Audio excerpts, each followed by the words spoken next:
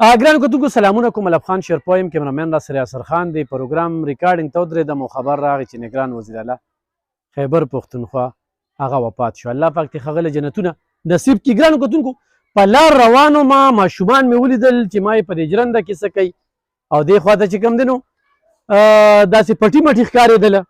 نو هسې مې بس سوچ وکړو چې ودرېدم چې رالم نو یو کمیونټي سکول دی. یو کمیونټي سکول ته وګورئ جي که نه دا پرده ده او په دې دننه هغه غریب ماشومان چې کوم دی نو سبق وایي.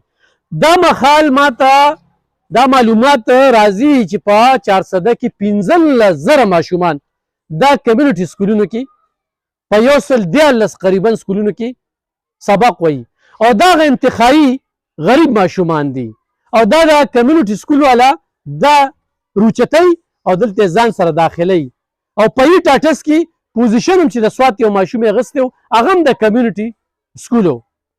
په دې ننني پروګرام کې زه تاته ښیم چې تحصیل تنګي د پسماندګۍ زه خبره کومه نو اوس هم پکې داسې علاقه شته چې په ژرندو کې او په دې حالاتو کې په دې بلډینګ کې سبق ښیي. دې کې دننه زموږ د دوه خویندې ښودنې کوي. هغه دوه خویندو ته 21,000 تنخواه ورکوي چونکې اعلان شوی 26,000. د سرکاري استازي تنخواه څومره ده په کار ده چې دا تنخواه چې کومه ده دا خو هم هغوی ته لږه زیاته کړي.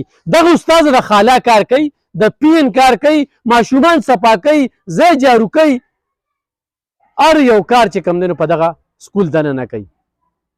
نو زه هغوی ته خراج تحسین هم پیش کوم.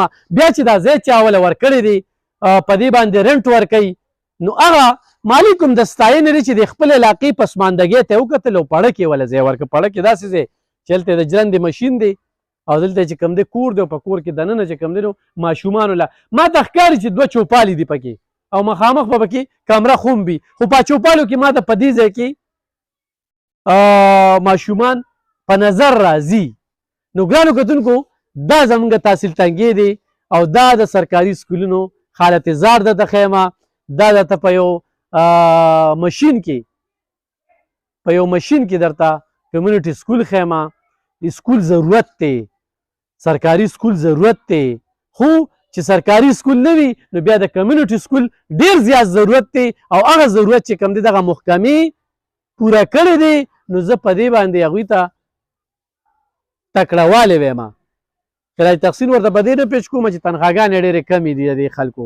پکار چې دوی ته هغه شانتې تنخواګانې ورکوي. او بله دا خبره کوم چې دوی کې انتخابي هغه پرېوتې ماشومان نه دي چې د چا چپړو کې اوس هم راځي جرابې یې نه وي شلېدلې کپړې ما ماشومان وکتل. نو خو داسې یو څوک وي چې په دې سکول کې زه ماشومان له کپړې ورکوم پیزار ورکوم نو دا زکات خیرات په بالکل چې کوم دی نو الله پاک قبلی چې دا دومره مستحق ماشومان دي یتیمان دي پکې. نو دا په مین روډ باندې دی. تاسو ته ښیم که نه په مین روډ باندې دی او د دغه سکول چې کوم دی نو بار پوزیشن هم درته ښیمه چې چېرته کې چې کوم دی نو دا وګورئ جي دا هغه ځینونه خلک راځي دې ځای کې سکول نشته دی. هغه خوا کورونه دي نشته دی، دغه ځای کې کورونه دي هلته کې نشته دی. دې خوا ته وګوره جي دا کورونه دي د دې خلکو باندې دا ذمواري راځي. دا سکول دی ښه دا سکول دی چې د دې سکول حفاظت خو هم کوي. ګرانو کتونکو د دې ماشومان هم خواهي چې په غټو غټو بلډینګونو کې هم سبق ویلی وي. د اوبو سیسټم وي راته پکي وي راته ښکلې فرش وي راته خو دا تنګي دی ښه او دا د تنګي د شمالي اشنغر علاقه ده د زیم نه چې ورپسې راوړی. نو دا دې کې دننه اوس ماشومان دي او اوس د 100 نه زیات ماشومان چې کوم دی نو په دې کې زده کړه کوي. نو الله دې کړي چې د حکمرانانو په زړونو کې تس راشي او دې خلکو دپاره خو هم د ښکلې بلډنګ او د ښکلي سکول بندوبست.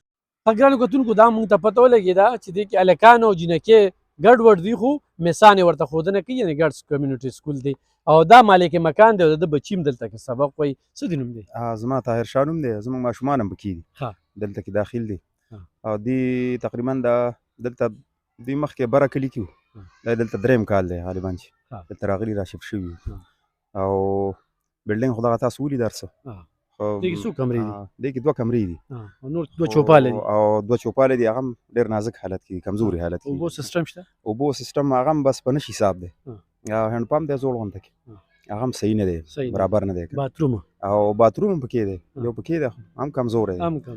بس هغه څو کاری اخلي او 4000 روپۍ میاشت را 4000 میاشت را ګرانو کتونکو 4000 همدغه شی وي نو ښه اورې باتروم نشته په نش برابر دی اوبه نشته په نش برابر دی چوپالي دي څه وخت هم را پرېوتي شي باران کې به راسسي اساسي بالکل باران اساسي دا هغه کمیونټي سکول کې دا زموږ د ماشومانو مستقبل دی دوی به مخکې ځي سوال نه پیدا کېږي چې رانه مخکې لاړ شي په داسې ماحول کې یو خوا خو چپړې پیزارې نشته او بل خوا په دغه شانتي موږ دوی له احساس ورکوو چې تاسو هم د دې ځمکې خلک یې په دغه ځمکه به ناست یې په دې جدید دور کې په پاکستان کې یوه داسې ضلع ده چې هغه 400 ده او په 400 کې بیا یو داسې تحصیل دی چې دا به تاریخ لیکي چې په 3 میاشتو کې ځان له ډیسپي رانوسته نو هغې کې دغه شانتې پوهه ده چې هغې کې بیا سکولونه په دې حالاتو کې دي چې هغې کې دغه ماشومان سبق وایي دا ماشومان سبا